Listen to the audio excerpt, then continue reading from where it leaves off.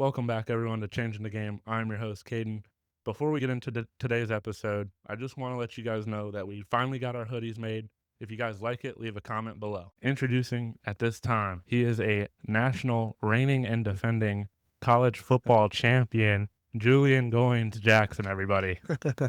It's an honor to have you on this show, Julian. We appreciate your time and effort coming out here, so thank you for that. Oh, I appreciate you guys having me. And like I said, the honor is all mine. Seriously.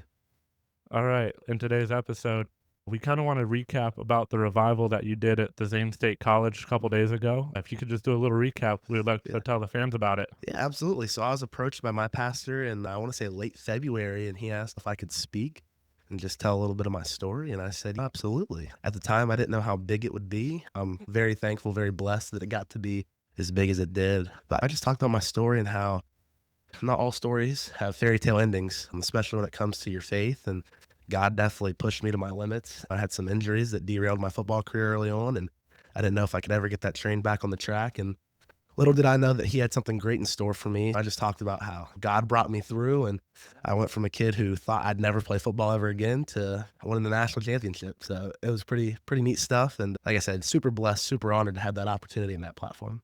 Yeah, I just told you a little bit ago, it felt like an absolute movie when we were listening to your story.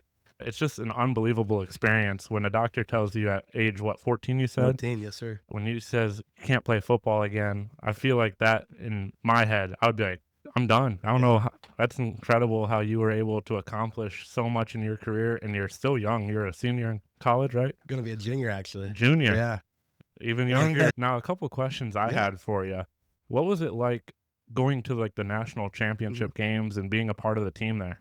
It's a surreal experience. You get that question a lot, and every time it's crazy because I don't really know how to answer it, because it's like if you take the best day you ever had in life and multiply that over a span of a month. Being a Buckeye fan growing up in the great state of Ohio, that was always my dream, to either be a Buckeye or see the Buckeyes succeed.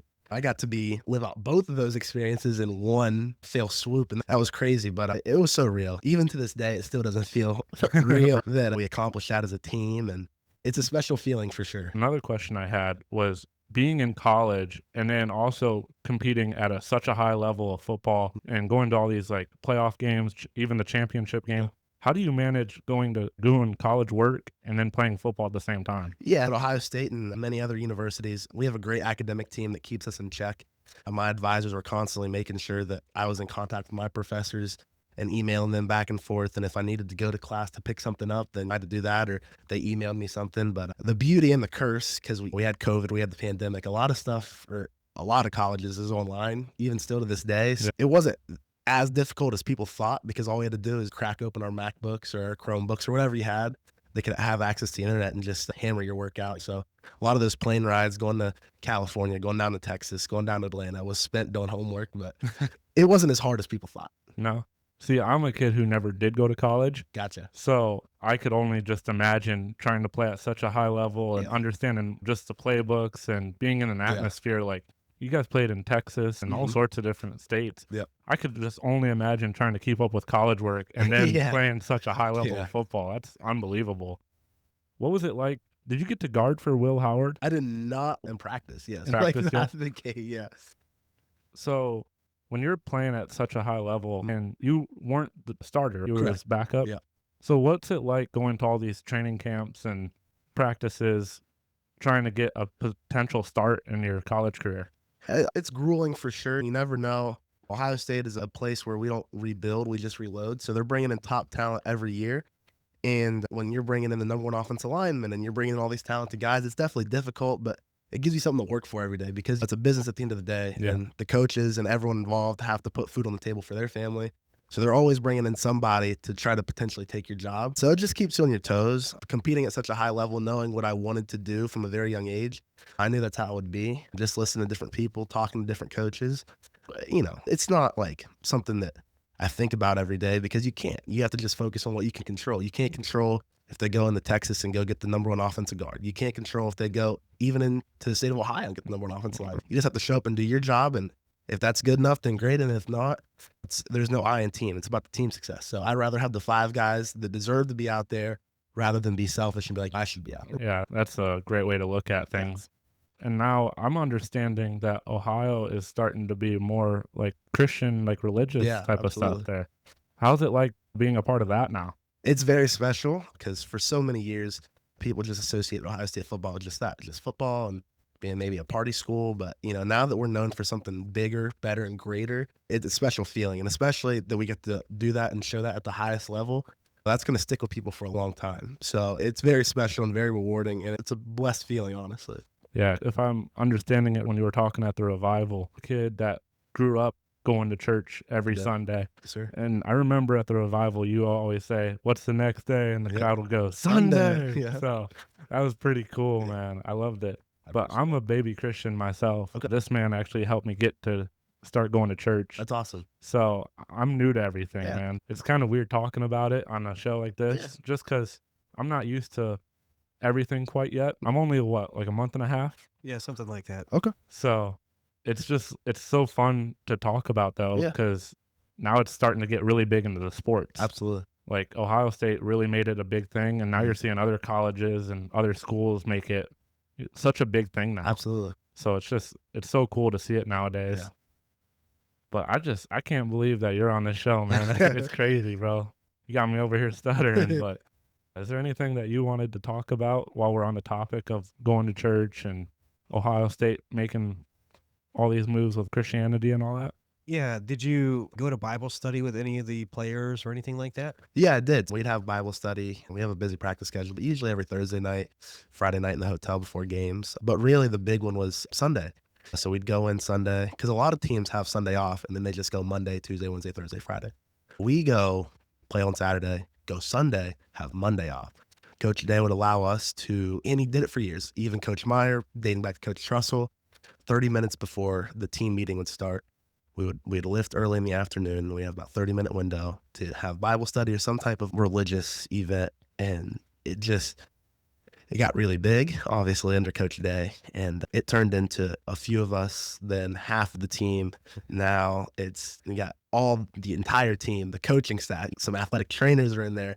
So it's a very big thing. And it really is something that we look forward to every Sunday. Win, lose, or draw. We all know that Sunday, 3:00, we're going to go in there, we're going to get a good word. And really, it doesn't fix what may have happened on Saturday, but it helps it. Yeah, that's what I feel about what the Lord does. He doesn't make our life all perfect, Exactly. but it's our reaction to the life gets a lot better. Yep. Yeah. So back to as a kid now, Yeah. age 14, you were Mhm. told you was never going to play. What's going through your mind though? Because I can only just imagine Yeah. being such a young kid and you just think you can run the world. You know what I mean? Amen. What's going on through your mind when you're getting told that you're not going to play again? 14, you think you're bulletproof, like you said. You think you're invincible, that no one can touch you. And up to that point, I thought that football was my identity. I was always a smart kid in school. I always got good grades, and I was well liked outside of football. But when people said Julian Goines Jackson, the first thing they thought of was football. So I felt like I got my identity ripped away. I felt like I had to go maybe reinvent myself. But once I got past, I say, like the flesh and blood stage of the 5 stages of grief, in my opinion, when I turned to the Lord, he told me that you're more than football. I made you more than football, even if you don't see that right now. Yeah. And I think that sometimes the Lord just works in mysterious ways and does things to show you're more than what you thought you could be or what you thought you were in that moment. And yeah, football is absolutely a huge part of who I am as a person, but it's not the only thing. I have my faith. I'm well liked outside of that. I'm a good student. So I have a lot of other things going for me.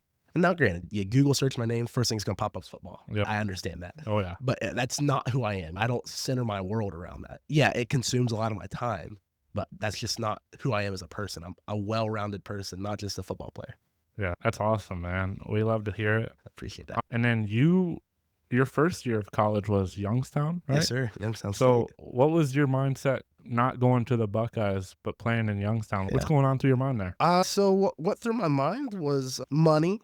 Whenever a university, especially still at the Division I level, says, hey, we'll give you money to come here and play, you always take that, education and football. And at that time, I knew that going to Ohio State would be a big financial burden for my parents at that time, and I wanted to help them out. And Youngstown State had some good things education-wise too that I was really attracted to. I was a criminal justice major, and They have one of the top, if not the top, criminal justice program in the state. And don't get me wrong, Ohio State's criminal justice program is really good too, but Youngstown State was really good. It was up there. It was very up there. When I just looked at those things and I sat down with my dad and we talked about it, like I spoke a little bit at the revival.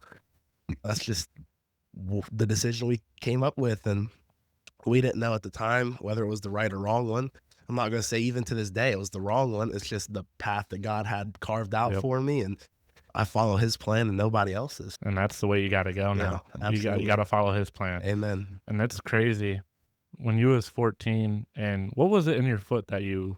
So yeah, it's called the navicular bone. So I don't know if the camera can catch this, but if you hold up your hand, it's like your foot. Mhm. So this middle part right here, there was no blood going to that bone, and that bone spreads to all your other fingers and whatnot. Yeah. And basically my bones, like towards the bottom of my foot, towards my toes, were just like collapsing and rotting because they weren't getting any blood.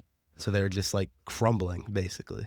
And that's crazy. You went Yeah. from in that state to now a college champion. Like Yeah. that's crazy to say. Very. Not a lot of people can say it. No. And another thing a lot of people can't say is a kid from Zanesville, Ohio Yeah. is a national college football champion. That's unbelievable to hear. And one thing I wanted to ask you was, you've played, well, I don't know if you've played, but you go travel with your team to Yeah. Michigan to play Michigan once a year, right? Yeah, if that's how the schedule falls, yeah. So what's the atmosphere like in Michigan? Because I'm a kid that's from Michigan, but I've Yeah. never been to any college games. But I Yeah. am a Michigan State fan, so Mhm. don't get that twisted, guys. But Yeah, it's an intense environment. As much as we don't like them, they equally just as much do not like us. yeah, And when you go there and you step off the bus, you know, you're going to see your middle fingers. You're Oh, going to yeah. get things thrown at you. You're going to get called things that you didn't think you'd get called in that moment. And I'm one of those people, I'm always a believer in fans are always entitled to their opinion. You paid your money. Yep. You get to be there. So say what you need to say, do what you need to do. As long as you keep it respectful, not even respectful, because I get it. Fans say wild things. Oh, yeah. Wild things. absolutely. As long as you keep it peaceful. The throwing of things, I'm not with that. But if you can think of something crazy to say, I guess let it fly. Like I said, I'm not one of those fans. We all have our love-hate relationships with our sports teams, but I am a big believer that if you pay your money, it's freedom of speech, First Amendment. Yeah. You can say what you want to say, no matter if it's right, wrong, or indifferent, but it's intense, it's wild, it's an atmosphere that you want to play in because you know that means you're doing something right. Because I've never seen a sold-out crowd come watch two bad football teams. So, That's true. I don't think I've ever seen that happen. yeah. But it's funny to me because I watched all of the Buckeyes games this last year, including the playoff run and the championship Yeah. win. But when I was watching that game with Michigan, it feels so much different. It almost feels like a playoff game watching it. Yeah. Just because of how the two schools just don't like each Mhm. other. It's unbelievable. I don't really think there's a lot of other colleges out there that No, have there's that bad not. blood. It's funny. So we walk into the stadium this past year. We do our Buckeye walk through the fans and whatnot, and we get on the field, and a couple of their guys are warming up, and they're barking, and our guys are barking, and I just remember taking out my phone and texting my dad and said, Dad, you can cut the hatred right now between these, like, even just, I think they had like maybe 5 or 6 guys out there. And this is 3.5, 4 hours before the game. And I texted my dad and I remember distinctly saying, you could cut the hatred with a knife right now. Yeah. That's how thick it was. And unless you grew up in it or you're born in the respective states, you just don't understand. And that's why when people say it's not the greatest rivalry in all of sports, I'd say take a second to really think about what you're saying. Yep. One, like I said, if you didn't grow up in it or you're not from the state of Ohio, you're right. You're not going to understand it. But 2, it just means so much more because 5 out of the last 6 meetings, the winner's made the playoff, the loser hasn't. The last 3 meetings, the winner of that game has won the national championship or been in said national championship or semifinal. So It's unbelievable. you give me another rivalry in sports, especially in college football, where that's the case. Maybe Alabama, Georgia, maybe. I don't know, maybe Alabama, Auburn, but outside of that, I can't really think of too much else. Now, is there anyone in college or NFL, like player-wise, that you wanted to compete against or wanted to potentially be on the same team or anything? Yeah, so it's funny.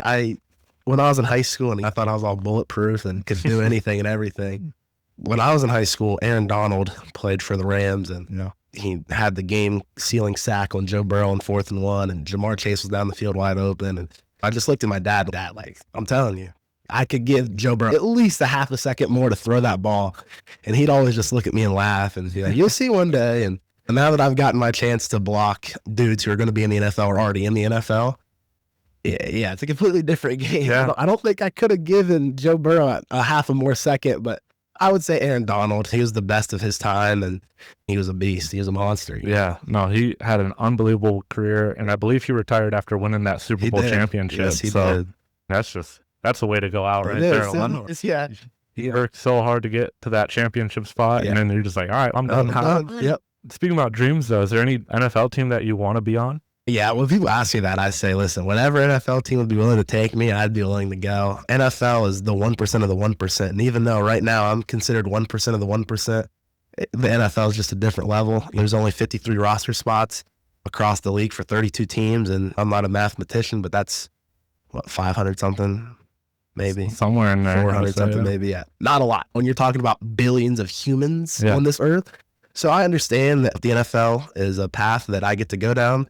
I'll be thankful and blessed for any team, really. And if it's not, then that's why I get an education too. Yeah. So I'm a huge Chicago fan. Okay. And I know our O-line can still use help. So I'm like, right there, there's the guy, boys. Hope you guys make the right decision. No, but all seriousness, it's so crazy to listen to your story and everything you've battled through to get to where you are now. You're a junior in college in one of the top 5 colleges around. Yeah, absolutely. You guys, are they in the Big Ten? Is that? Okay, that's what I thought. I thought it was like Michigan and Ohio State in the Big Ten. Yep. But as a Spartan fan, I don't think the Spartans really play the Buckeyes much, which is kind of a bummer. It is. They used, back before, when there were divisions in the Big Ten, Ohio State and Michigan State battled it out a lot, even Michigan State getting the best of the Buckeyes at times. But yeah, you'd have to go a few years back to get to the last. Oh, no, we played them not this past year, but the year before, actually. Yeah. We played them this past year, too. Yeah, Did you? we tend to draw Michigan State a lot, yeah. Because this past year was the Jeremiah Smith one-handed catch from Devin Brown. Oh, yeah, that's right. The year before was the gray out game with Marv. Yeah, so we play Michigan State a good bit. Yeah, I've wanted to go to a college game, but it's just, sometimes it's just not in the books. Yeah, you know? But maybe this year we'll have to come watch you boys. 100%. Hopefully you guys get the win when I go. I appreciate it. I'm that'd going to say it now. I feel like I've been a curse lately. Okay. Every team I've went to go root for, they lose. I'm like, man. I shouldn't go to these games, but no, that's just your warning, I guess I can give you. I appreciate the warning. If you see me in the crowd, you're like, well, gotta play your heart out. No, but honestly, it's such an honor to have a pretty big name around this area in Zanesville, Ohio. Everyone I've talked to about bringing you on the show, a lot of people know you. It's so crazy, dude. I'm like, I didn't even know. When I found out you went to Zanesville, I was like, wow, Zanesville actually had someone that won a championship. Yeah. You don't hear that often. No, so. Shout out to Zanesville. Shout out to Zanesville High School. Very strong sports background back in the day. These last couple of years have been rough, but, they're trying to get it back on the right track. Yep. And then did you have any other sports besides football that you were interested in? Yeah, so in high school, I did track and field. I threw the shot put and discus. I always thought that'd be my backup plan. My aunt was a 2-time All-American at Ohio State throwing the shot put.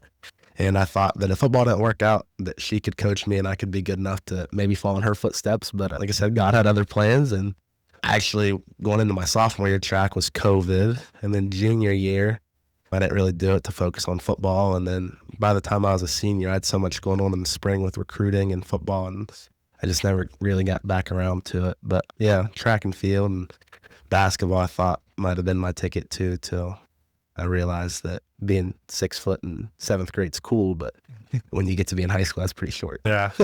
And then you were talking about outside of sports. You were going to college for criminal justice. Yep. So I'm assuming you were trying to get in somewhere that had that. So actually, it's funny. I wanted to be a pilot, like when I was younger, and then I wanted to be a journalist because I was like, all right, you sit there, you talk about sports, like I could do that, right? Yeah. And then I actually got to shadow a couple of local journalists around here, and I saw how much writing they had to do. Yeah. And I was like, yeah, I'm good. Because it wasn't just like note taking for maybe a sports take, but like they like had to write papers and columns. I didn't know how much writing was involved. And not to say I don't enjoy to write, but write as much as they did, nah, I'm good. Actually, one night coming home, I'm not going to guilt myself. I may or may not have been speeding. The world may never know. We can contest that. I don't know. But I got pulled over for what may or may not have been a speeding violation. And me and the state trooper, ironically, he knew me, shocker. And we just got to talking, and he was like, hey, man, if you got any interest, it's not a great job as far as the public views it, but you make good money and you get to do a lot of cool things. And so if you're interested, here's my business card. And I did some more research, and I was like, man, this does look really cool. So that's how I got into criminal justice, and more specifically trying to be a state trooper. That's crazy. Yeah. I feel now going to college though and playing a sport. Yeah. Does everyone try to do about the same, or is everyone different? Like, how is that? So, like, when you say same, you mean like as far as the same? Like criminal justice, like going to college for the same reason? Gotcha. Or? No, so a lot of guys across all sports, men and women alike, you'll see a lot of business majors, a lot of sport industry majors, something like this just broad and can be used whenever sports is done. Because one, I'm not going to say it's easy, because it's not easy. Yeah. But as far as the more specific majors that you could get into on a college campus, it's one of the easier ones, one of the lighter workloads. It covers a lot. You can do a lot of different things with a sport industry, a business. You can go coach, you can go on Wall Street. There's just a lot of different things you can do with a degree like that. So if you look at a lot of collegiate teams, football, basketball, baseball, hockey, softball, doesn't matter. You're going to see a lot of business, sport industry. I'd say your minority is like me, who'd go into something more specific, like a criminal justice, or a couple of my buddies are construction, like management majors, and some engineers and specific stuff like that. But for the most part, a lot of people are just broad in business or like sport industry, sports management. Okay. Yeah, I was just wondering because, like I said, I never went to college, so I don't know anything that happens after high school. So just thought I should throw it out there. It's all good. I was a kid that when I was in school, I never liked school. Like I was like really low graded kid. Like I was ready for the time to be up. And now here I am making a podcast we just hit 50 subscribers, by the way. So shout out to the 50 subscribers. We're halfway to 100. We're just trying to go up from here. Absolutely. Kind of like your story, like a kid from Zanesville just trying to get to the big time. Absolutely. I would love to get there at some point. Not pushing nothing now. But I'm excited to see what you do in your career. And like I said, it was an honor. Do you have anything you want to add, Dennis? No, I just really appreciate your sharing your testimony and putting yourself out there. Appreciate that. A lot of people don't feel comfortable doing that. Yeah. But that's what I love about the revival that we're seeing. That's a true revival. It's a real genuine thing. It is, yeah. Absolutely. So really appreciate you, brother. I'm proud of you. So, I appreciate that. Thank you. And you got great parents. I got to meet them a little bit. Thank you. I appreciate that. I'm sure they're really proud of you. They are. And I'm proud of them for being good parents, because that's not always heard of nowadays. Yeah. Do you have anything you want to shout out or plug your socials or anything before we get out of here? Shout out my mom and dad, actually. Now that we're talking about it, shout out them for being great parents. I appreciate you raising me and everything like that. If you want to go follow me on Instagram, Julian Jackson, or Julian _ something like that. Is there any sports teams that you root for outside of the Buckeyes? Yeah, I root for the Bengals. I don't really understand what we're doing right now as far as not paying our best pass rusher. We got rookies holding out in mini camp, but hey, the offense looks good, which is great. We'll score 50 points and still get beaten. Yeah. That's entertaining for TV, but I don't understand what we're doing as far as not signing our best defender. Speaking about the Bengals, there's a rumor right now, since I am a Chicago fan, that the Bears are trying to make a trade for Trey Hendrickson. Yeah. So what's your thoughts on that? Okay, here's what it is, right? We're going to take our best defensive player, a very bad defense, and trade him to Chicago, who is starting to find their footing offensively, and the defense starting to come around. If we can get something decent in return, I guess, but no hate on the Bears, but I don't see much to offer there. Our offense is pretty good. I don't want anything from their offense, and I guess they got some defenders in the secondary, but I don't know. I don't want any draft picks. I don't want any draft capital. We don't need that. We need defense, and it starts with re-signing our best defensive player. I don't want to trade our best defensive player, but it's a business. Yeah, it's also money, too. Money's a big thing in the NFL. We historically have the cheapest owner in the league. So, yeah, I'm accustomed to it. But I don't understand, right? But sorry, I'm going to go on a little bit of a rant. Let's do it. We paid who we had to pay in Joe Burrow. That's great. Paid T. Higgins. That's great. Paid Jamar Chase. That's great. So the offense is taken care of for the next 4 to 5 years. That's great. But it doesn't matter if our offense can score 50 points. It doesn't matter if our offense can score 100 points. We can't stop the other team from scoring either. Yeah. So if we can't stop the other team from scoring, you can't get mad at the offense when they don't score enough points to win. Because realistically, in the NFL, in a league like that, if you score 35 points, you should never lose a game. Absolutely. Like your defense should be able to get a stop in there somewhere. And we can't. We lost to the Ravens in overtime last year. We lost to Pittsburgh. We lost to the Browns. Teams that aren't great offensively, but we could not stop them because our defense was just that bad. Yeah. And then we finished the season on a great run, but by then it's too little too late. Yep. So if you look at the first 8 games and compare to the last 8 games, if we just win 1 or 2 of those first 8 games, we're in the playoffs, and who knows what happens from there. We probably don't get very far because we can't stop anybody. I love Cincinnati. Don't get me wrong there. Yeah. The defense is terrible. Unlike Cincinnati, Chicago had the complete opposite. We started the year somewhat strong. Yeah. And then pretty much after that Washington loss, It was all downhill. we just went downhill. Yeah. And as a Bears fan who grew up a Bears fan, we've had not that great of quarterbacks. We had Justin for a little bit. Yeah. He wasn't great, but he wasn't awful. Awful, yeah. But now we got Caleb, and it looks like he's going to potentially be the future of Chicago. For sure. But besides that, we haven't had anybody. We've had Trubisky. Yeah. We had Jay Cutler. I was a big Jay Cutler fan. I thought he might have turned it around there for a second. Yep. Kyle Orton, I believe, was there. We can go back deeper and deeper if we wanted to, but that's besides the point. Last time the Bears were what good was when we lost to the Eagles off that block. Yeah. Missed field goal. Was heard around the world. Double doink. Yeah. Man, I hate the Eagles. Yeah. I'm not a fan of the Eagles either, but hey, game recognizes game. Yeah. And they have something we don't. A great defense. And they got it done. They held Patrick Mahomes to call him what you want. He's an all-time great. Yep. Where he ranks in that list is to be determined because he still has a lot of years left under his belt to play, but he's an all-time great. Yep. He can win games by himself, and he's shown it time after time. And how did the Eagles slow him down? Defense. Yep. So how Cincinnati and other teams around the league are looking at this and be like, yeah, let's go all in on offense. I don't understand that. Yeah. It's so weird watching NFL nowadays because I feel, and I do believe we talked about this a couple episodes ago, the refs, I feel like, somewhat mess up the game a little bit, too. It's hard. If you want to hear my rant on officiating, I got it for you because I actually do some local officiating around here, basketball, baseball, just some slight light things that just keep me busy, right? Here's my gripe with professional officials. So the athletes on the field, all they do year round, no matter if it's basketball, baseball, I don't care if it's swimming, track, I don't care, any professional sport, all they do all year round is play their sport. Yeah. So you're asking your athletes to train all year round and be at the top of their game all year round. But the men and women responsible for keeping the game in line, controlling said athletes, 6 months out of the year sell insurance. Yeah. And I'm not going to name names. One of my dad's buddies is a prominent big-time official in college athletics, and he has some friends that I talked to. And again, I'm not going to name any names, but I talked to one of these men, and he'll do Ohio State, Michigan State basketball game on a Tuesday night, right? And then have to wake up the next day and go sell insurance.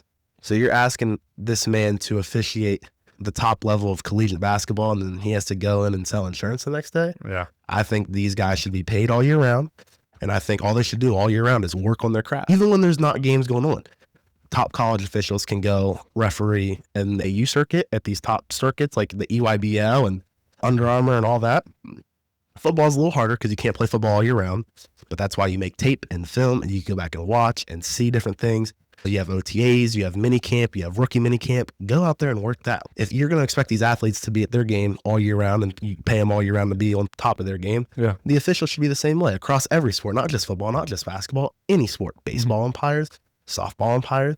I don't really know what they're called for swimming and diving, but I'm sure they have officials too. Yep. But if you're a professional official of a professional league, that's all you should do all year round. And so when officials do make bad calls, I get upset like any other sports fan does. But at the same time, I always remember that, hey, this dude has to go to work on Monday just like I do, just like the next guy. So how mad can I really be? You know what I mean? So that's my rant on officiating. Yeah, no, officiating, I feel like it's becoming a harder and harder topic every year. It is. Just because there's so much that happens on and off the field or court or wherever you are in whatever sport it is. I agree.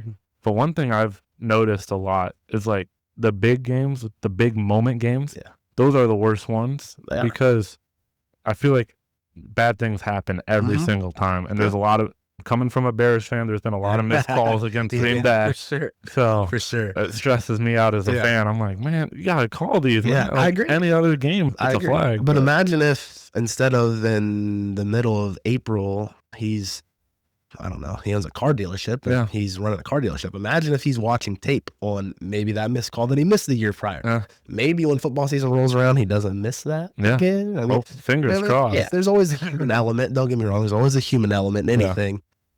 But if you work on your craft all year round and you do it at a high level for long enough time, science shows that you're just naturally going to get better every year that you do it. Absolutely. That goes for anything, no matter if you are selling insurance or you are officiating. If you do it all year round long enough, you're going to get better at selling insurance. You're going to get better at seeing those holding calls. You're going to get better at calling pass interference. Yep. That's a fact. Yeah. And you're talking about billion-dollar companies. Yeah. You can't shell out a couple extra million to employ these hardworking men and women that work on their craft all year round, even when the sport's maybe not in session. Yeah. And I do think some of the refs couldn't be said that they're underpaid at some point too. 100%.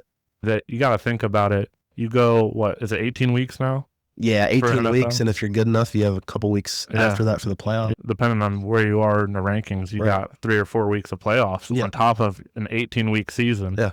Which these refs, they got to be out there every single weekend. And not only that, but, you know, the fans, they can get crazy. You said it earlier. Absolutely. It takes one fan to say something, and who knows what that ref's going through at that moment. Yeah. Who knows how he grew up. We talked a little bit about it last week's episode about depression. Yeah. Maybe this guy woke up and was just having a rough day. Yeah. And then he goes and refs a game, and people are like, oh, you suck. Exactly. And blah, blah, blah. Like, you can only imagine. Yeah. And then this guy's also not getting paid as much as the athletes are. Yeah. And I can only imagine going through the mindset of a ref. Yeah. Like, even when I do it sometimes, I'll do some of these weekend travel tournaments for basketball, and I might have worked out that morning. I might have gotten dog cussed out. I might have not ran my best or jumped my highest. And now I got someone's dad who's yelling from the third row, hey, that's a travel. And Johnny, first of all, if you want it to be a travel so bad, I encourage all people this. If you're going to complain about officiating, go out there and give it a try for yourself. Take the class, get licensed, and go out there and try it for yourself. Then talk to me.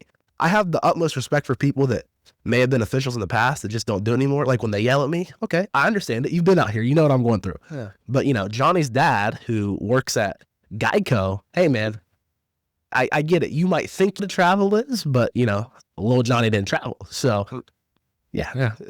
No, a couple of my buddies that I went to school with, they referee for the younger generation of kids. And some of the parents are just, they're ruthless. And these are kids. Like they're 7, 8 years old. Yeah. I like to make the joke when I do baseball. We do the plate meeting with the coaches before the game. And a little joke I like to slip in there towards the end when I'm like, you got any other questions? And they're like, nope. Before I let them go, I'm always like, hey guys, remember, these are just kids. No one in the stands right now is being scouted to go Division I. The closest guy to being Division I is talking right now, and you're looking at him. And that always gets a good laugh. But I just like to remind parents and people that are watching these sporting events, like, they're just kids. Yeah, like, let them play. Let them play. I get it. It gets intense. I get it. There's nothing wrong with a little yelling and screaming. Yeah. But, like, 9 times out of 10, it's blown out of proportion. Yeah. 100%. It's taken too far. It is. Like a couple of my buddies, they referee soccer games. Yeah. And obviously soccer is a big sport around the world, but they're still kids. It's not like they're going to go play with Ronaldo tomorrow or Messi or whatever. Exactly. These kids are just kids. Let them have fun. 100%. I 100% agree. I don't understand why parents got to get all crazy and juiced up. Like, it's okay. Yeah. Like, seriously, like, it's okay. And now what I will say, because my parents obviously being a competitive, as you get older, I start to understand it just a little bit more, just a little bit more. You go to some of these tournaments. I had a couple buddies who played. I had one buddy actually in particular who played on one of the top U circuits, played in the EYBL, which is Nike's top basketball circuit. And you walk in the gym, and at that time, you're seeing Coach Holtman sit there, who's coaching Ohio State. You see the coach from like Louisville. You see some different Division I coaches. That's when it gets a little serious, because now there are everyone out here is playing for some type of scholarship or recognition. Like that's. But when we're at the middle school and it's third grade girls out there, nobody is Yeah. trying for a scholarship at Yeah. that point. I promise you. Exactly. Outside of NFL, is there any other sports that you like to watch? The, on your the free time? NBA conference finals are going right now. I know you guys saw Tyrese Halliburton hit the. Yeah. And don't get me wrong, I don't have a dog in the race. I don't have an NBA team. I am a LeBron fan. LeBron could go play for the backyard again boys in Australia. I'm a root for that. So I just root for LeBron wherever he goes. So I don't really have an NBA team. So I don't have a dog in this race. I just like to see good basketball games. And this Knicks Pacers series It's fun. it's very fun. Who are you rooting for in that series? It's tough because, like, on one hand, the Knicks, they've been a struggling franchise. You hear Stephen A. Smith talk about them every day. Yep. And he's on there and he's almost going into cardiac arrest talking about the Knicks. So to see the Knicks absolutely. win, that'd be cool for New York. I don't think they've advanced since, 2000 maybe, 1999? Or maybe that's the year they got beat by Reggie Miller. I don't know. But it's been a while. And on the other hand, you got the Pacers. The same thing. They had some years with Paul George where they got really close when LeBron was in Miami, and they had some Victor Oladipo years where they pushed LeBron when they came back to 7, but could never just get over that hump. And now that they're finally right on the cusp of They're maybe clicking. making the finals, yeah. And I'm a big Obi Toppin fan. Dayton, Ohio product. Shout out Dayton Flyers. Yes, sir. So sad that they got robbed of the NCAA tournament Yep. because, in my opinion, that team was built to go very far. They only played Yeah. 7 deep. They could shoot. They could defend. That's your prototypical March Madness team. But they're fun to watch. I'm not really rooting for anyone per se, but as long as it's just a good, I don't want to see any blowouts. Yeah. I just want to see good games night in and night out. Good That's why close I'm not games. really interested in the Western Conference Finals too much. I keep up with it. Yeah. The games have been lopsided so Yeah. far. You know what I mean? Yep. So, Yeah. we'll see. So the final 4 teams is Minnesota and OKC, and then you have the Pacers and the Knicks. Yep. And at the start of the NBA season, I actually did a fantasy draft, Nice. and my first draft pick was Tyrese Halliburton. Okay. Well, I'm a little Is it good? biased, Okay. and All right. I'm going to say the Pacers are going to go all the way. Okay. But Okay. that's a bold prediction. Maybe Pac- 2 weeks ago, maybe, but not really. Yeah, I think they said the Pacers are the underdogs in this whole thing. I can believe that. Yeah. And honestly, I've been watching the Pat McAfee show. Yeah. Love Pat, that. Pat's my boy. Yeah. I love Pat. And pretty much since day one, he's been talking all this about Tyrese Halliburton. Yeah. And he got me interested. I was like, all right, I'll invest my time into Yeah, Tyrese. 100%. After this last performance he had, unbelievable. Yeah. Yeah. To go to overtime and then not only send it to overtime on that crazy backpedaling Yeah. shot, but Yeah. then winning overtime. Yeah. That was And pretty what- gutsy. And that was in New York, right? In New York. Yeah, it's unbelievable. It is. It is. And not to change the subject, but from one Indiana superstar to another, Caitlin Clark, that is my girl. I watched Caitlin Clark play in college. She came to Ohio State her senior year, and I was with my brother, and we sat in the nosebleed. When you talk about sold out, a lot of people advertise it. Yeah, the game sold out. Yeah. When I tell you the game was actually sold out, not a seat in the building. Standing room, sitting room, not a seat. And the first shot she took, I'll never forget. Ohio State actually won the tip, went down, didn't score. Caitlin Clark gets the ball, comes off a ball screen, probably 35-foot mark, fading to her left, falling out of bounds. She takes a step back, nothing but the net. And I turn to my left and look at my brother and say, hey, dude, we're in for a heck of a game. Yeah. She ended up dropping 46. The Buckeyes did win in overtime, but that was by far, holy smokes, like, I got to watch this chick as her career progressed, because I had heard of her up to that point, watched her a few times, but yeah, she sold me that night, and I've followed her ever since, and I have her jersey, I have her sports card, like, I am all in. The Caitlin Clark Clark fan, hype, yeah, for sure. Alrighty. I guess since we're on the topic of the WNBA Yeah. and Caitlin Clark, I got a notification the other night. It said Angel Reese went 0 for 7 in shooting, and I'm like, Yeah. unbelievable. Yeah, it is. Like- So my hot take on Angel Reese is this, and it has nothing to do with black or white, has nothing to do with men or women, has everything to do with just the game of basketball, right? She has a lot of polishing to do. She does. She has to polish her game, get a little better, footwork-wise, body-wise. But like basketball is a sport where you get drafted on potential, and I believe that to be true in the WNBA and the NBA. So unfortunately, she's having to polish up her game in a professional league where people are going to criticize her night in and night out, but we see that in the NBA too. There's plenty of rookie superstars that come into the league that aren't very good. Yeah. And unfortunately, they have to 2-3 years in the NBA, figure it out, and then they start to progress and get better. But I think she's a couple years away from being a real finished product. But once she is, I think that she'll turn a lot of heads because she has the body, she has all the intangibles. She just has to put it together. Yeah. It's like a puzzle. You Yeah. gotta just put your pieces together. And granted, she doesn't help herself sometimes with some of the things she says, but that's in all sports. It just happens that the spotlight's on her, and I think she handles it as well as you could. I don't hate on her because at the same time, she's a professional athlete, and I know how hard being a professional athlete is because I'm not a professional athlete right now, but this is about as close as you can get without being a real professional athlete. So I understand the struggle she goes through, and trust me, when professional athletes say, oh, they don't hear the outside noise, they do. We all do. We all have cell phones. We all hear it. And I hope she continues to develop and get better, but until then, you're going to be under the microscope and you're going to continue to get scrutinized for your poor performances. Yep. Time will tell for her. Another thing about Angel Reese, too, is she's in the WNBA now. I mean, I don't know how big the crowds are. I haven't really paid attention to it a whole lot. I can only imagine the crowds are somewhat big. And when you're on that court, some people get locked in and they can't hear the outside noise. But even when you get off that court, you got TVs rolling, you got cameras rolling, you got your phones, and all sorts of social media now. Like, you have to acknowledge it at some point. She does, And I think she acknowledges it in the best of her capability. Yeah, absolutely. But at the end of the day, people are like, all right, let's talk about Caitlin Clark versus Angel Reese. Let's do the comparison. I think that's a stupid comparison. I agree. Because I agree. Caitlin Clark is just top level performer. I think she plays on every aspect of the game she can possibly play at. As for Angel Reese, she's got a lot of spots in her game where she can improve, but it's going to take time. Yeah, absolutely. But shooting 0 for 7. Yeah, not great. Not great. That's a yikes right there. It is. And don't get me wrong. She was 0 for 7, and actually Caitlin Clark was 0 for 5 from 3 last night. Yeah, it happens. So, it just, the poor performances seem to roll around more for Angel Reese than they do Caitlin Clark. And that's one thing about debates that I have a hard time understanding as a sports fan.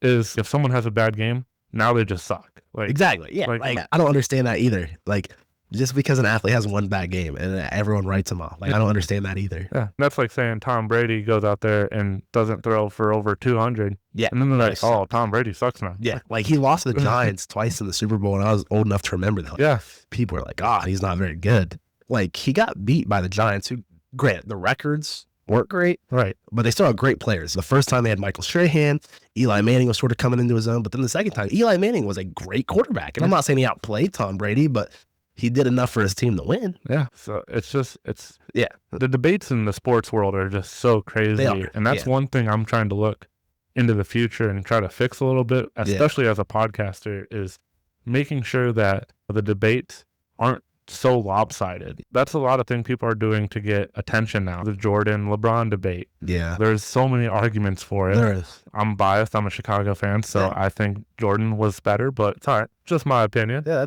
everyone's entitled to their opinion. I'm young. I've known nothing but LeBron in my 21 years of living on this earth, so I think LeBron's the greatest. And like I said, everyone's entitled to their opinion. Yeah. When you want to talk about rings, then neither of them are the greatest because there's other people that have more rings.